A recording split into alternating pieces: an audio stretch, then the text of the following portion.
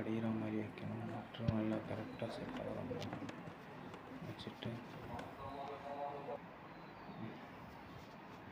ஃபுல்லாக வச்சாச்சு. லைட்டாக அதை கழட்டிக்கோங்க.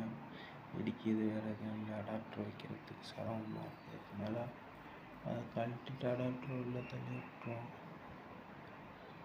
மோட்ரு வச்சாச்சு. மோட்ரு வைக்க பிடிச்சிச்சு. சரி, மோட்ரு வச்சுட்டு இப்போ ஃபில்டர் 4 ஃபில்டரையும் மாட்டிடுவோம். மாட்டிட்டு இப்போ இந்த சின்ன கேப்பில் அடாப்டர் வச்சு பார்ப்போம் போகுதான்னு. ஞாபகம் கழட்டிக்கும். இப்போ தான் கரெக்டாக உள்ள போயிடுச்சு. அடாப்டரு உள்ள சரி விட்டிங்கன்னா நமக்கு இந்த மாதிரி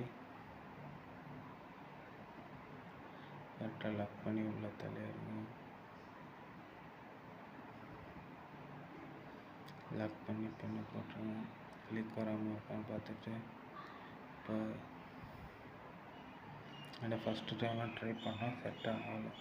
இப்போ தான் கரெக்டாக படிஞ்சிருக்காது. அதுதான் உங்கள்கிட்ட கட் பண்ணாமல் வீடியோ போட்டாது. பாருங்கள், ஃபில்டர் கரெக்டாக நல்லா உட்காந்துருச்சு. கீழே அடாப்டர் வச்சாச்சு. ஓகே, இப்போ நம்ம செக் பண்ணி பார்ப்போம். ஆன் பண்ணி மோட்ரு ஓடுது. ஓகே, தண்ணி வருது. லைட்டாக துப்புன மாதிரி வச்சுக்கணும். அதை இப்போ அப்படி நம்ம பேக் சைடு கவரை போட்டு லாக் பண்ணிடுவோம். பேக் சைடு 4 ஸ்க்ரூ,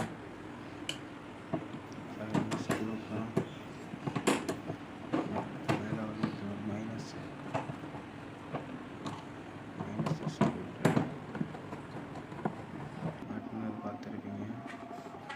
இப்போ தண்ணி ஃபிட் பண்ணிட்டு மோட்ரு ஓடிட்டு இருக்கு. சவுண்டு கேட்குதா? மோட்ரு ஓடுறது சவுண்டு கேட்கும். தண்ணி வந்துடுச்சு. நமக்கு மாட்டினதை பார்த்துருப்பீங்க. எப்படி மாட்டியிருக்கோம் அப்படின்னு தான் தண்ணி வருது பாருங்கள். எப்படி அடாப்டர் மாட்டணும்னு பார்த்துருப்பீங்க. இப்படி தான் மாட்டணும். தண்ணி ஃபுல்லாகணுன்னா கட் ஆஃப் ஆகுதான்னு செக் பண்ணிக்கணும். ஓகே, தண்ணி ஃபுல்லாகணுன்னா கட் ஆஃப் ஆகிடுச்சு. ஃபுல் வீடியோ பார்த்துருப்பீங்க. பிடிச்சிருந்தா லைக் பண்ணி, ஷேர் பண்ணி, சப்ஸ்கிரைப் பண்ணிக்கோங்க. தேங்க்யூ. ஃபேஸ்புக்லேயும் இருக்காது, ஃபாலோ பண்ணிக்கோங்க.